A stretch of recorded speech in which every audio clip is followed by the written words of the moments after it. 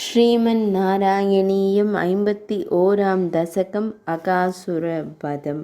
காடு சென்று அன்னம் உண்டு வர விழைந்தே மாடுகளோடு பல சோறுடன் சென்றாய். உனதடி தாமரை எழுப்பிய தூசு முனிவர் உடலில் பூசி மகிழ்ந்தாரே. புல்வெளி தன்னில் ஆனிரை மேய்த்திட மலை பாம்பாய் ஒரு அவுணன் கிடந்தான். பகையாய் வந்த அரக்கன் வாய்தான் குகை போன்றிருக்க அனைவரும் நுழைந்தார்.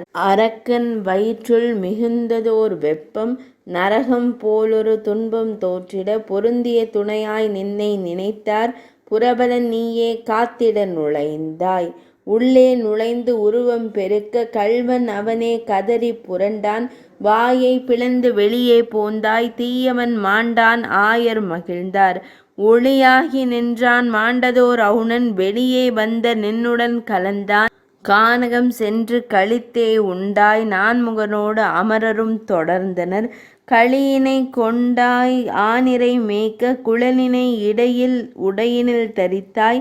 கமலக் கரங்களில் உணவினை ஏந்தி விமலமாய் மொழிகள் பேசியே நின்றாய். நிமலன் நீதான் மகிழ்ச்சியை தந்தாய். அமரர் நின்னை துதித்தே பாடினர். தூயவன் நீதான் மகிழ்ந்துண்ணும் சோறு தீயதில் சொரியும் அன்னத்தின் மேலென இமையவர் வியந்தனர் போற்றினர் உன்னை. உமையவள் சோதரா நோய் நீக்குவாயே. 51ஆம் தசகம் இனிதே நிறைவடைந்தது.